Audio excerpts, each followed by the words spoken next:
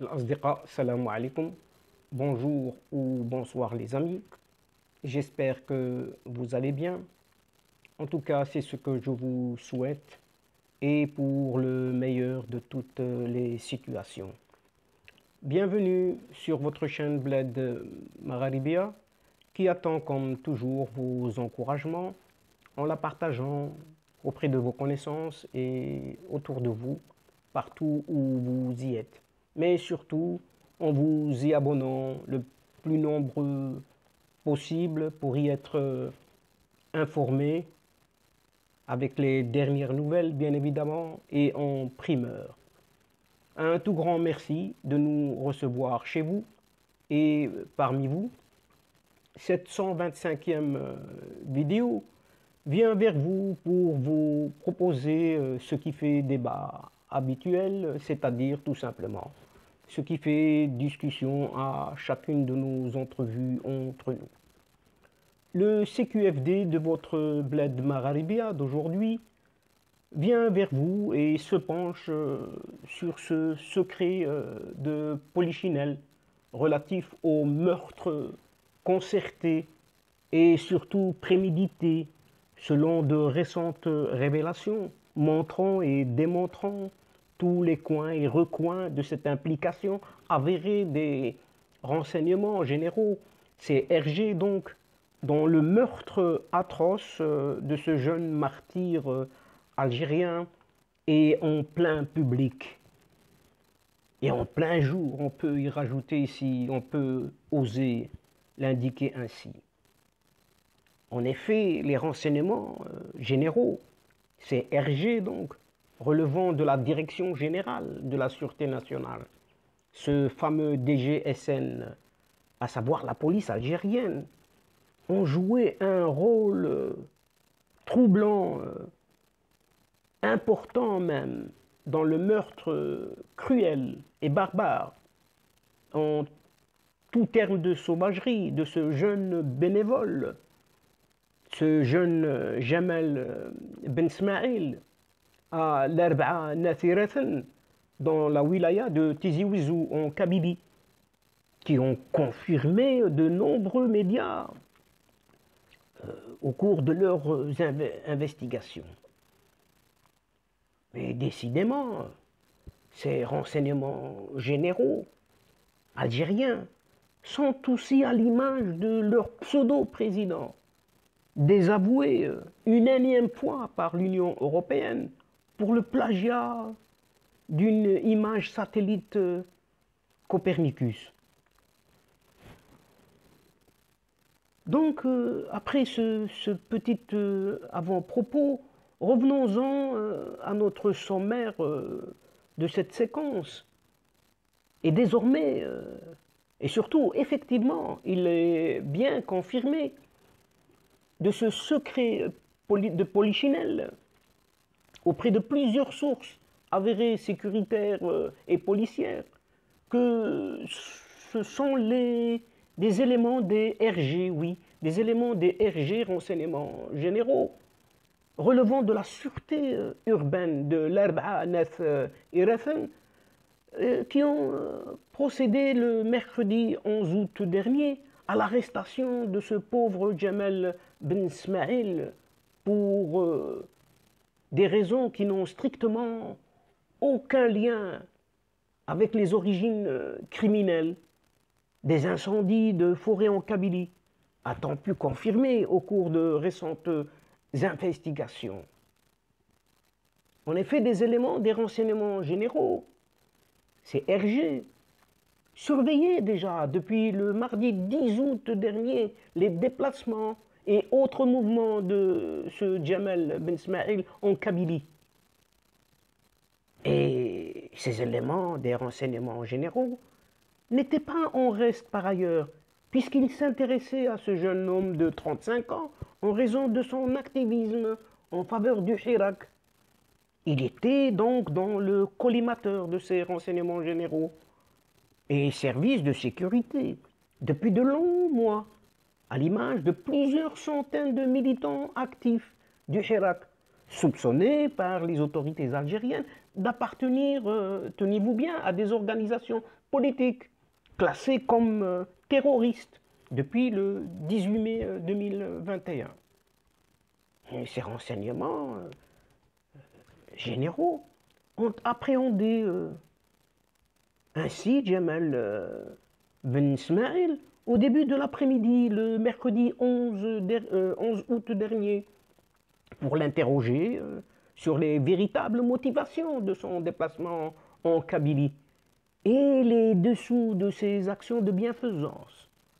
Les enquêteurs des renseignements généraux soupçonnaient Jamal Ben Ismail de tenter d'exploiter un drame national comme celui des feux de forêt ravageant la Kabylie pour insuffler des idées contestataires et rallumer ainsi la flamme du Hirak, comme si un seul homme pouvait rallumer tout un mouvement du Hirak qui se passe un peu partout dans cette Algérie. Mais en aucun cas ce Jamal Ben Ismail a été arrêté pour sa supposée participation à des incendies criminels. Tout de même, malheureusement, les agents des renseignements généraux, à l'origine de son arrestation, ont procédé à une manipulation, oui, ont procédé à une manipulation ordurière qui va conduire à une tragédie innommable, d'un niveau pas possible, condamnable à tous les niveaux, d'une sauvagerie inouïe. En effet, il a été confirmé auprès de plusieurs sources policières concordantes que les éléments des renseignements généraux ont manqué cruellement de discrétion lors de leur intervention pour interpeller Jamal Ben Ismail, puisque des témoins étaient sur place, des témoins oculaires ont assisté à l'arrestation musclée. Or, pour passer sous silence leurs intentions politiques, ces renseignements généraux ont fait croire à des habitants de l'Arba'a Nasiratan que Jamal Ben Ismail est un pyromane. Oui, ils l'ont accusé pur et simple d'être un pyromane impliqué dans le déclenchement des incendies criminels qui ont provoqué les pires feux de forêt dans l'histoire contemporaine de l'Algérie en général et de la Kabylie en particulier. Comme si un seul homme pouvait allumer ou déclencher plusieurs foyers à la fois en même temps. Donc une personne étant présente à plusieurs endroits en même temps pour créer tous ces feux d'incendie de forêt. Bizarre, n'est-ce pas? Cette information totalement infondée, inexplicable, devient très vite une rumeur, oui, devient une rumeur massivement partagée. Et elle s'était répandue comme une traînée de poudre, provoquant ainsi un affolement général et le rassemblement d'une énorme foule enragée et enfiévrée de colère. Et la suite des événements a dépassé toutes les limites de l'entendement. Inconscients de la gravité de leur manipulation, les éléments de ces renseignements généraux algériens décident de se fondre dans la masse et remettre ce Jamal Ben Ismail à des policiers en tenue pour le transférer vers le commissariat central de l'Arba'a Nasiratan. Mais la rumeur a fait déjà trop de dégâts et une immense foule s'était constituée pour réclamer un châtiment exemplaire et demander vengeance. La situation s'était totalement envenimée en échappant complètement au contrôle des policiers, pris d'assaut par une foule déchaînée et assoiffée de vengeance. Et à ce moment-là, les policiers ont été instruits de conserver leur intégrité physique et de céder à la colère de la foule pour éviter des affrontements violents entre les forces de sécurité et les habitants sinistrés de l'Arba'a Nasiratan.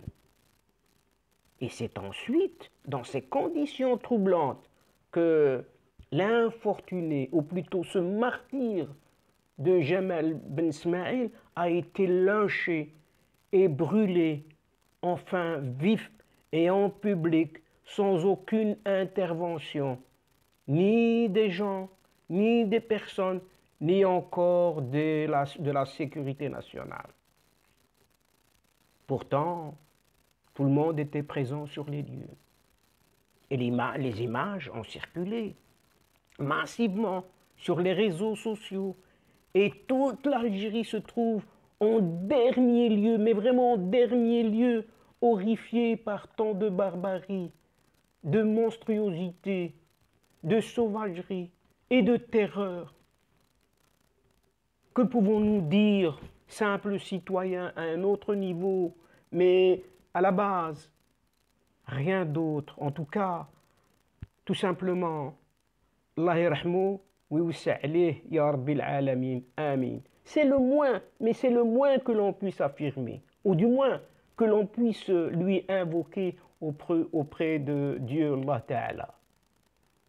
Décidément, aussi, d'un autre côté, et on change de registre, ce soi-disant président algérien athée est un homme incorrigible, puisqu'il a le mensonge dans le sang, à tel point qu'il est toujours convaincu qu'il dit la vérité à chaque fois qu'il ouvre le clapet pour proférer des bêtises. C'est pour cela qu'il répète à chaque allocution ou interview qu'il ne faut pas croire les autres. Les autres qui? Les opposants, les médias étrangers, Facebook, autres réseaux sociaux, etc., etc. La liste est longue pour en rester là, qui veulent soi-disant du mal à cette Algérie, à son Algérie.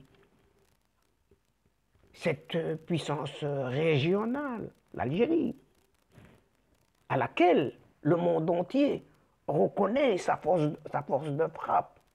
C'est ce qu'il dit, cet athée. Et au-delà de sa fonction, l'homme est vraiment un cas désespéré, car même si son mensonge est grand comme un éléphant et est démenti de facto, et il ne s'avoue pas vaincu et continue à ressasser d'autres affabulations. Et ça continue, au plus c'est gros et au plus ça marche.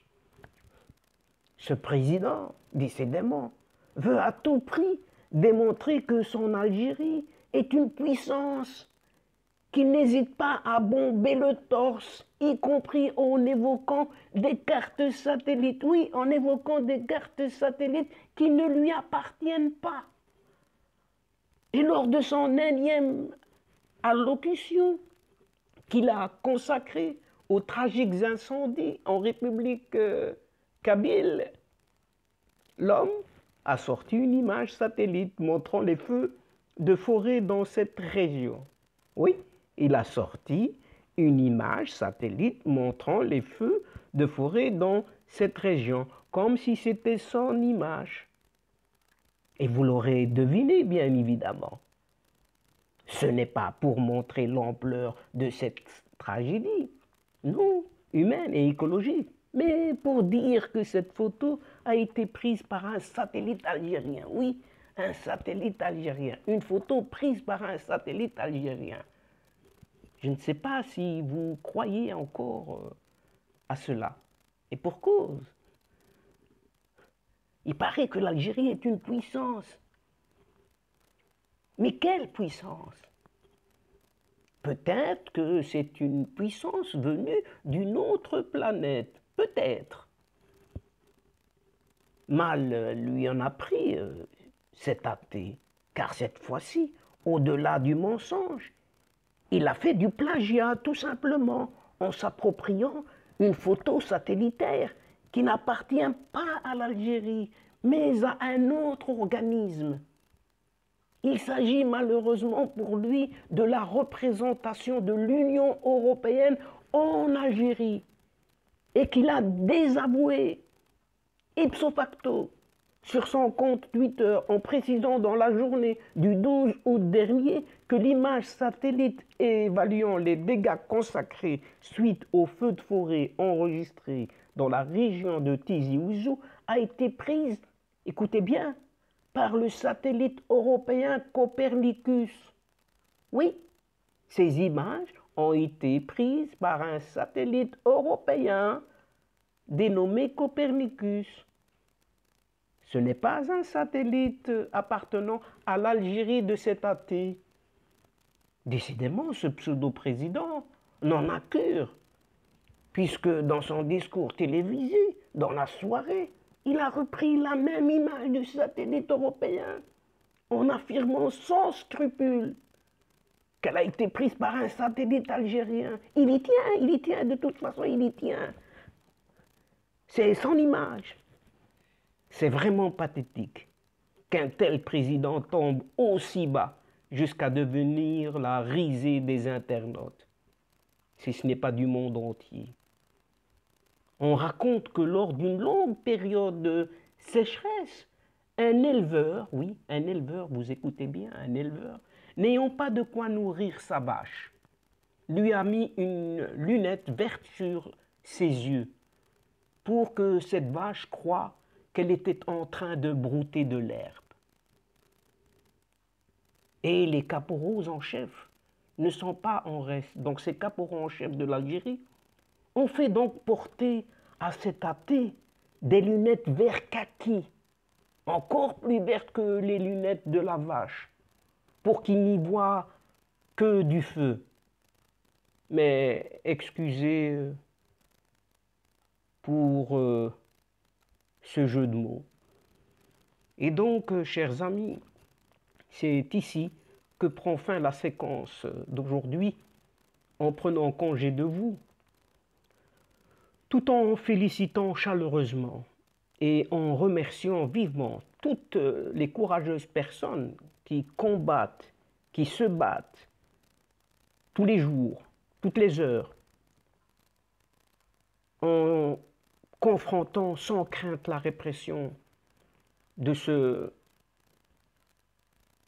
régime de mercenaires répressifs, militaro-mafieux, occupant de force ce beau pays qu'est l'Algérie. Néanmoins, nous espérons vous retrouver très bientôt avec un grand plaisir au travers de votre ce qui fait débat habituel ou tout simplement ce qui fait discussion entre nous et à chacune de nos entrevues. Un tout grand merci pour votre confiance, un autre merci pour votre fidélité et encore un autre merci pour votre patience, mais surtout un grand merci pour votre participation de nous suivre, de nous écouter jusqu'au bout des séquences. Mais néanmoins, ne nous oubliez pas, en nous aidant mutuellement, réciproquement, en aidant votre chaîne Bled de Maghribia, en vous y abonnant, très nombreux, partout où vous êtes, de faire abonner vos proches, vos connaissances, etc., afin d'y être informés rapidement et surtout de recevoir les nouvelles en primeur. Mais n'oubliez pas de partager au grand maximum autour de vous les séquences vidéo de votre chaîne. Pour ma part, je vous dis au revoir les amis. Al-Asdiqa, salam alaykum wa rahmatullahi ta'ala wa barakatuh. À la prochaine fois et à bientôt. إلى اللقاء في حصة أخرى إن شاء الله. مع السلامة.